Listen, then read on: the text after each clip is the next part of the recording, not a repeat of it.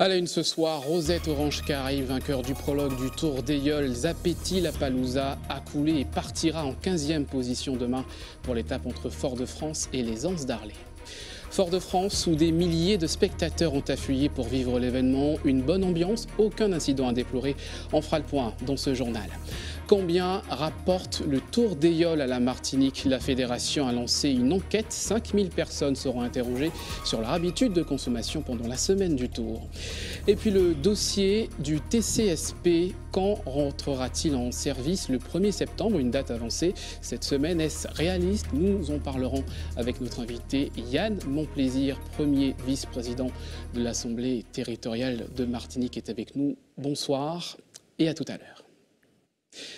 Et c'est donc Rosette Orange qui partira avec le vent en poupe demain lors de la première étape du Tour d'Ailleul. L'équipage franciscain mené par Georges-Henri Lagier est sorti vainqueur du prologue qui s'est terminé ce midi à Fort-de-France. Notez que le champion titre Zapetti-Lapalooza a coulé et sera donc placé en 15e position demain de la course. Les détails de cette première journée dans le magazine du Tour d'Ailleul à 20 h sur ATV, présenté par Hubert Bornil et Jean-Claude Asselin de Beauville.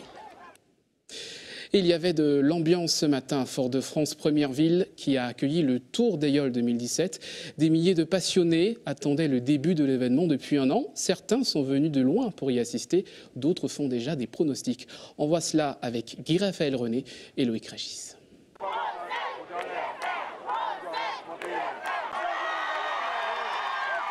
Rendez-vous incontournable des vacances, le Tour d'Ailleul est de retour avec son public, 16 animations pour le plus grand plaisir des spectateurs. Ça fait un an qu'on prépare ce tour et que on a hâte de voir. On a beaucoup de jeunes, beaucoup de nouveaux qui ont commencé en septembre. Donc on a hâte de voir ce que ça va donner sur l'eau. Tout le monde, même en France, je regarde ça pas en France seulement, même dans le monde entier. C'est le plaisir de regarder l'Ailleul, c'est très beau en fait. De les voir partir et puis surtout de supporter son équipe. Comme chaque année, moi j'essaye par rapport au travail de me caler pour pouvoir être présent. Laurine et Marie ont quitté leur quotidien parisien pour vivre l'ambiance du Tour, mais de l'intérieur cette année. On a de la famille ici, on nous avait dit que c'était quelque chose à voir, à faire absolument, pour l'ambiance, pour s'imprégner un peu du lieu et tout, l'agitation en positif bien sûr qu'il y a et je voulais absolument voir ça moi. C'est un peu comme pour n'importe quel festival, il y a du monde, il y a de l'agitation et ça fait du bien quoi. On sait que c'est un événement et que tout le monde nous en a parlé parce qu'on sait qu'il y a de l'ambiance, il y a les danseurs, ça fait un peu carnaval donc on voulait voir comment c'était. Pour les habitués et passionnés d'Ailleul, cette première journée de prologue est l'occasion de quelques spéculations sur l'issue de ce 33e tour. Certains ont déjà fait leur pronostic. C'est gagnant, je pense l'UFR, Rosette, soit Dr Route ou l'autre Ailleul du François, comment ça s'appelle encore, Digicel. Je l'envisage Robertin, 100% Robertin. Nous avons plusieurs le Robert, donc j'espère que parmi toutes ces Ailleuls, il y en aura quelques-unes qui seront dans le trio de tête. Rosette, Dr Route et puis je pense au petit Ricoyo, il y a l'Ailleul favori. Et ça va être très serré. Eh bien, le premier arrivé, on va gagner. En marge de la course, les commerçants sont aussi au rendez-vous pour profiter de l'affluence. Tout là, on est magnifique, il est bien démarré. Et puis bon, il y a toujours un bon peuple, le public là toujours qu'à répondre. Et puis bon, ça va faire nous plaisir quoi. Donc on a amené la nouveauté, la qualité pour les clients. Et puis on espère que tout le monde sera satisfait.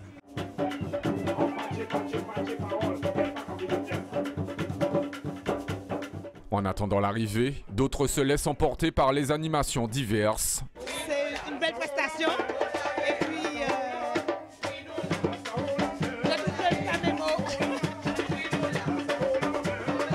c'est un moment incontournable dans le pays. Il faut vraiment être présent pour cet événement-là. Et malheureusement, je trouve dans mon sens qu'effectivement, qu'il n'y a pas suffisamment d'événements pour montrer qu'on fait de belles choses chez nous. Il faut y être.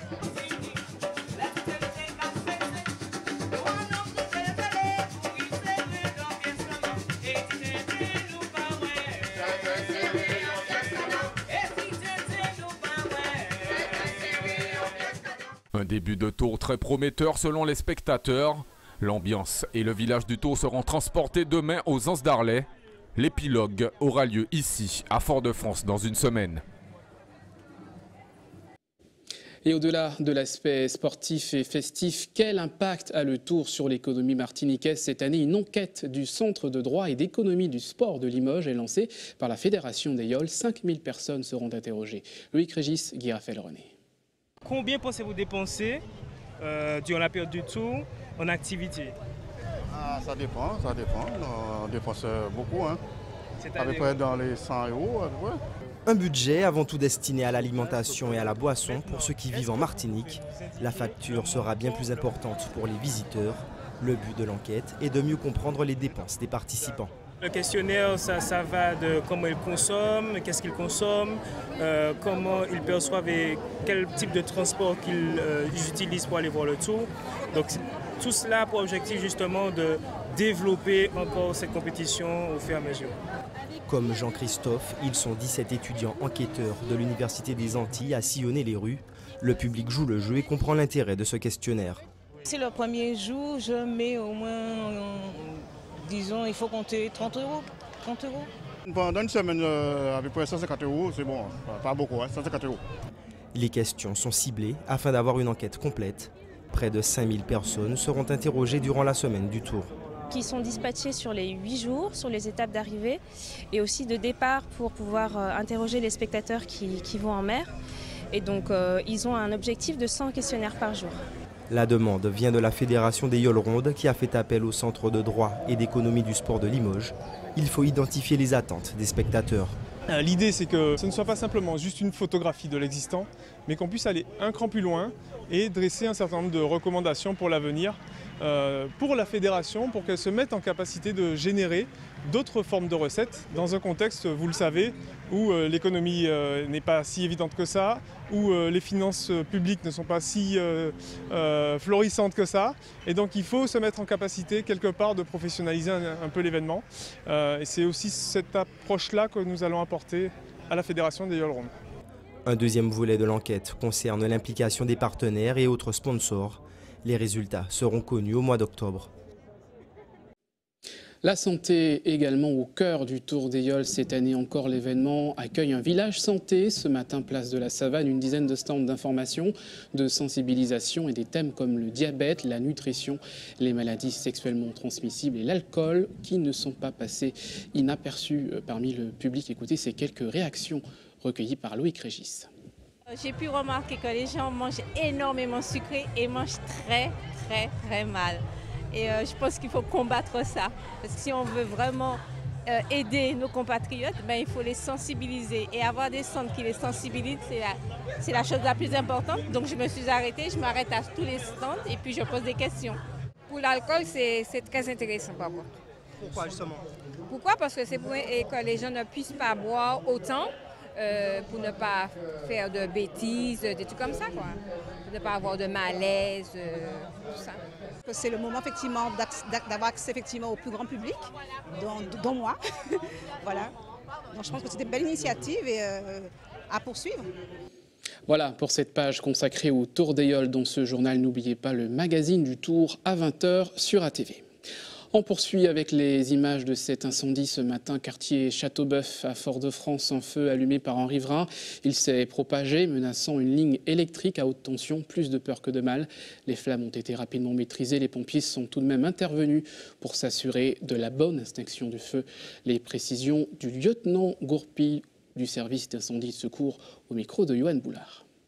Nous avons un arbre qui a conduit les flammes vers le haut et nous avons pas loin une ligne haute tension EDF qui passe. Donc il y a un risque tout au moins d'échauffement de ces câbles. Donc d'où la nécessité pour nous d'intervenir pour faire cesser ce danger rapidement. En période de sécheresse, il est quand même peu recommandé d'allumer des feux. Bon, mais si on doit absolument le faire, il est préférable en tout temps de faire de très petits lots et d'avoir complètement nettoyé tout autour pour éviter les risques de départ de feu, surtout dans cette circonstance où nous avons une végétation relativement sèche et dense autour. Donc il faut éviter quand même d'allumer des feux qui risquent de prendre trop d'ampleur.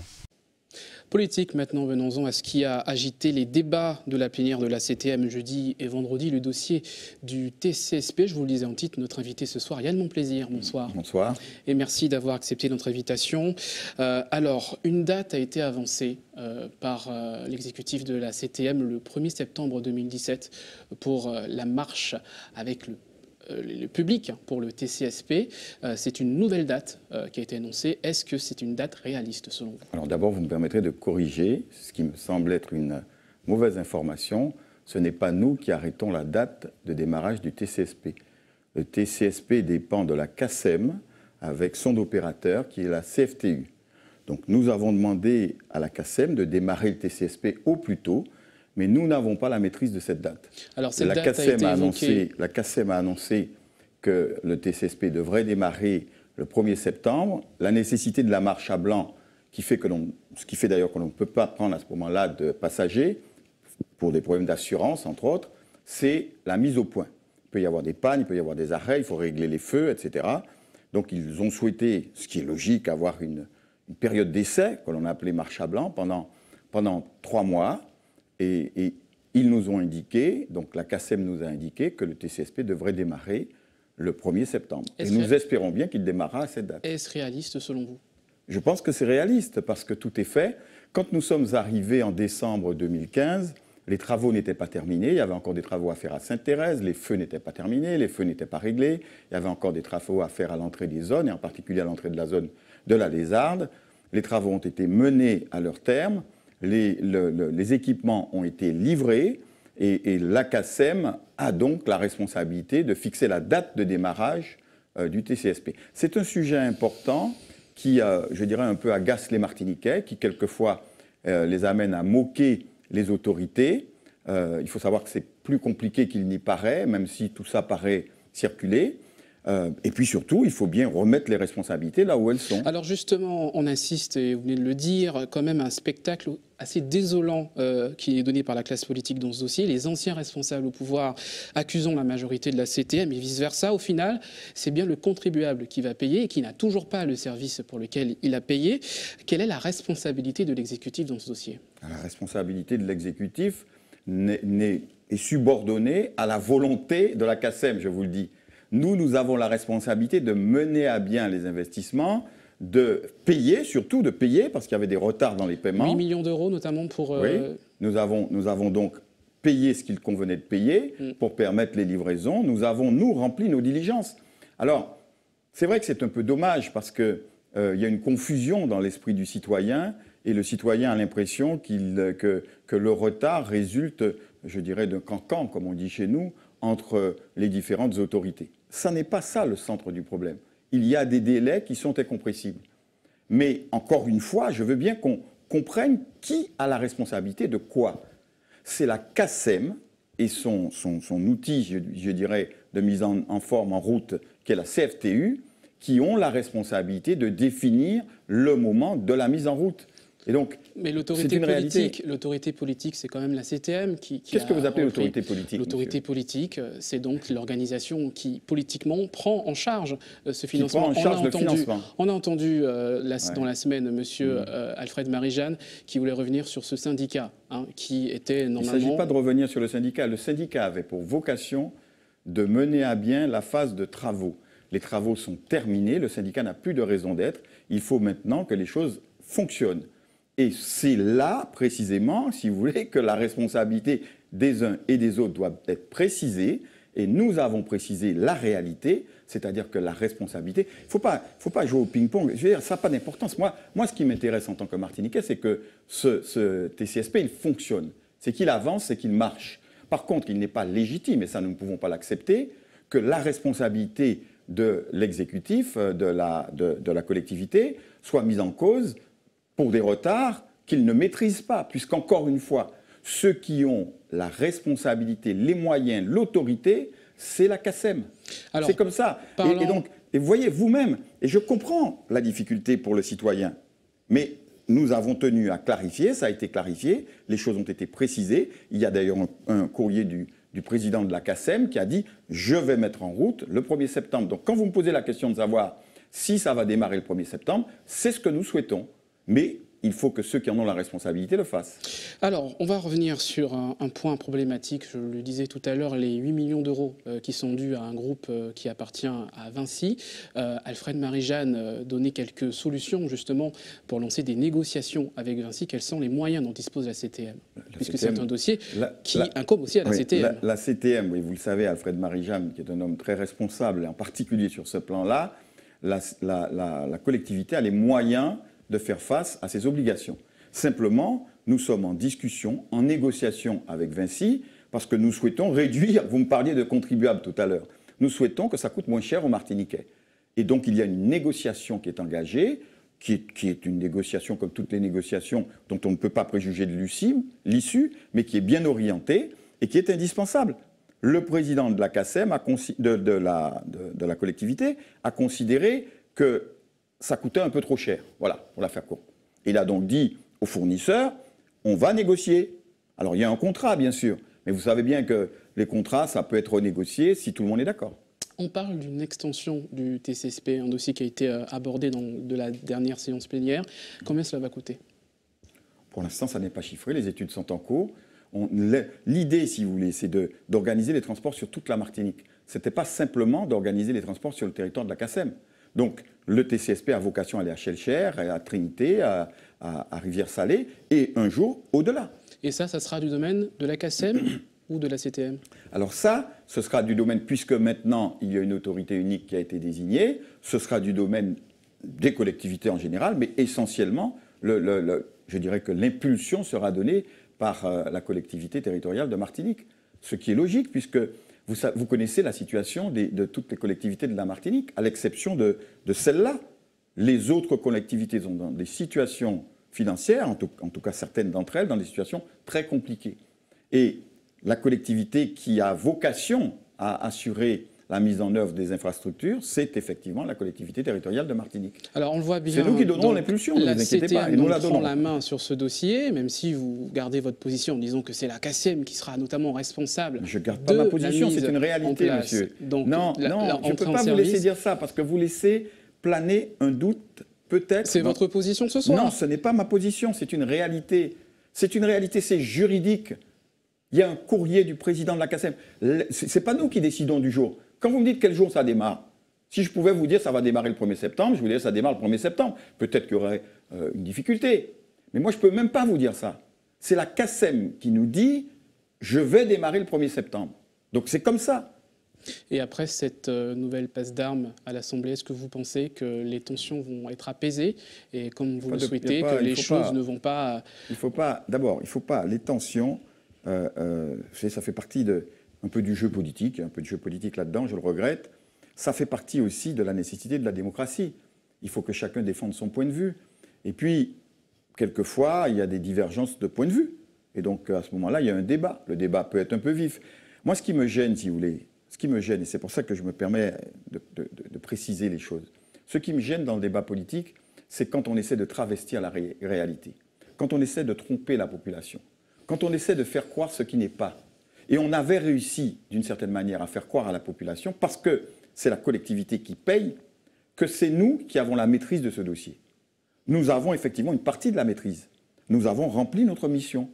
Mais au-delà de cela, il y a un relais juridique, logique, qui est pris par d'autres. Et il faut que les Martiniquais comprennent qu'aujourd'hui, si pas qu'à mâcher, ce n'est pas la collectivité qui fait pas qu'à mâcher.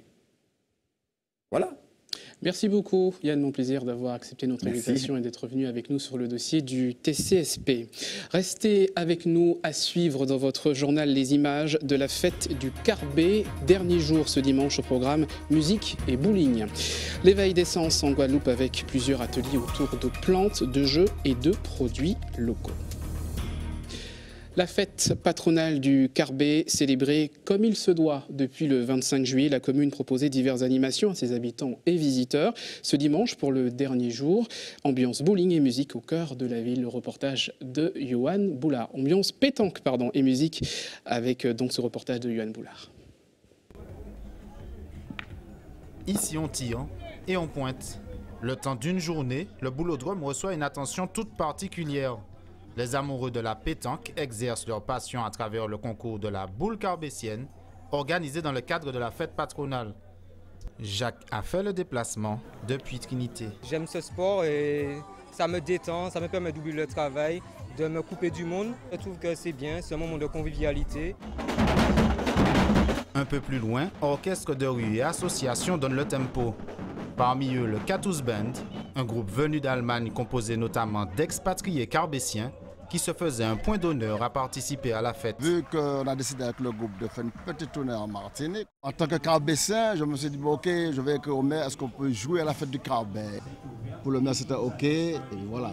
J'étais très heureux de jouer ici, les parents étaient là et tout, et c'était mon rêve qui s'est réalisé. Du côté de la population, on se réjouit des différentes animations proposées par la ville. Il y a beaucoup de personnes, tout le monde participe, quoi. Il y a beaucoup d'animations pendant les vacances au Carbet. Il y a différentes soirées, des beaches différents.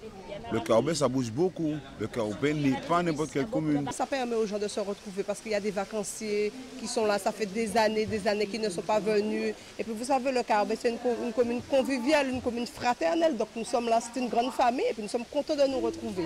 Et pour rendre hommage à la commune, quelques-uns de ses habitants méritants ont été mis tout particulièrement à l'honneur. Ça fait plaisir étant donné que les bacheliers fournissent des efforts tout au long de l'année. Donc en termes, ce sont des efforts qui sont récompensés.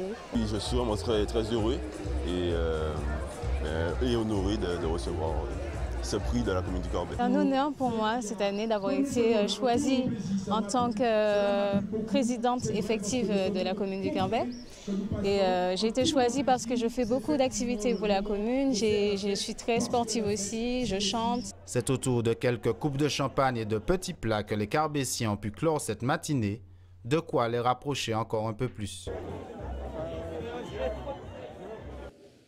En Guadeloupe, une journée découverte de la nature et de ses fruits à travers des ateliers sensoriels installés sur la plage de Babin à Morne-à-l'Eau à l'initiative du Parc naturel régional. Le reportage de Karine Diam.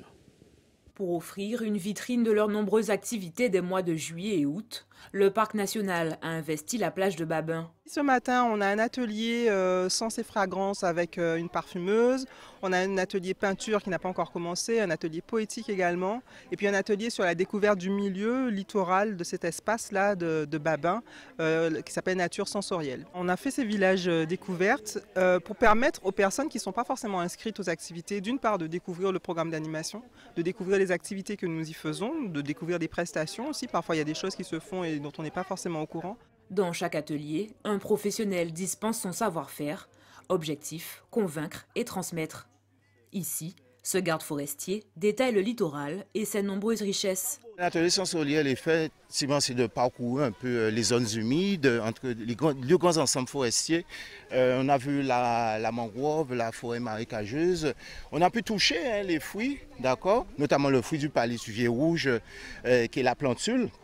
Et qui, dès va se découcher sur la plante, elle va partir au gré des courants marins et coloniser les hauts fonds. Et va former un nouveau palétuvier. On a vu également le boisden, des feuilles de boisden. Hein, ce sont des arbres qu'on utilise effectivement pour le bérum. Hein, et ce sont des solutions laxatives, et également qu'on peut mettre aussi dans les repas. D'accord. Et puis là, nous allons poursuivre sur le site naturel protégé de Babin. Donc on va découvrir encore d'autres arbres du littoral. On a déjà vu le catalpa, qu'il ne faut pas confondre avec le mancelinier. On a vu aussi l'amandier. Et on a parlé également des herbiers, hein, parce que les zones humides, la biodiversité, c'est extrêmement riche. Donc on va continuer encore nos petites balades avec le temps qui est exceptionnel. Pour les plus jeunes, des activités en lien avec la nature ont été déclinées à leur attention. On est sur une activité La Marelle en l'aile, donc c'est une activité ludique et pédagogique où on découvre les animaux de la Guadeloupe, la faune, donc par le jeu, par une activité sensorielle en fait. De base c'est pour les enfants, mais au final on s'est rendu compte que c'est assez ouvert à tous parce qu'il y a beaucoup de gens qui ne connaissent pas la faune de Guadeloupe et à travers cette activité, souvent les parents viennent avec les enfants et se laissent prendre dans le jeu et participer aux activités aussi. Jusqu'au 11 août prochain, le parc poursuit ses activités autour du thème nature et culture en découverte, à destination du grand public. Et puis toujours en Guadeloupe, en bref, le Tour de Guadeloupe, c'est Julian Mourinho de Guada Bikers qui a remporté le deuxième tronçon de la deuxième étape. Aujourd'hui, le maillot jaune est sur les épaules de Sébastien Fournet-Fayard et Cédric Eustache, le Martiniquais, est quatrième au classement général à 55 secondes du premier. Retour en Martinique, retour à l'actualité des Yoles avec l'élection Miss Yole Ronde, c'était hier soir. Et c'est Lorena Campello qui a été désignée par le jury. José Lechertier.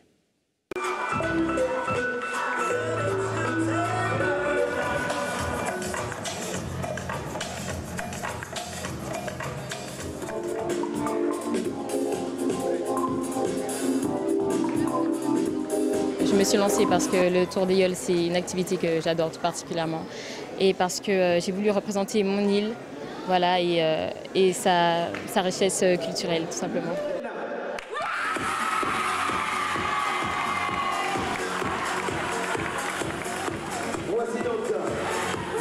Je ne réalise pas encore vraiment, mais je suis très très heureuse vraiment d'être Miss Yole Ronde 2017.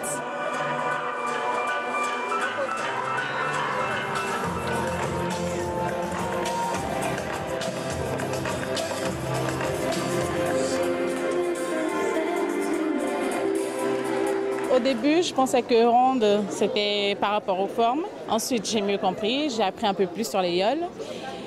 Et donc, surtout le fait d'être là, de voir comment ça se passe, donc d'être sur le catamaran pour voir tout ça, franchement, ça va être une première expérience pour moi.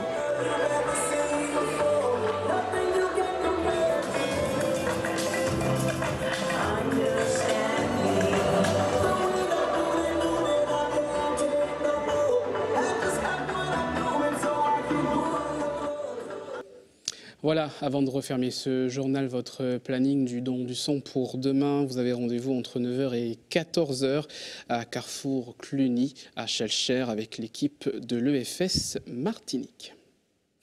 Et c'est ainsi qu'on referme cette édition. Avant de se quitter, je vous rappelle les principaux titres développés. Rosette Orange Caraïbes, vainqueur du prologue du Tour des Yoles. Zapetti Lapalooza a coulé et partira en 15e position demain pour l'étape Fort-de-France-Anse d'Arlay. Fort-de-France, où des milliers de spectateurs ont afflué pour vivre l'événement. Une bonne ambiance, aucun incident à déplorer. Vous avez vu, plusieurs personnes ont fait le déplacement, notamment depuis l'Hexagone, pour vivre ce Tour des Yoles. Combien rapporte le Tour des Yoles de la Martinique? La fédération a lancé une enquête, 5000 personnes interrogées sur leur habitude de consommation pendant la semaine du Tour.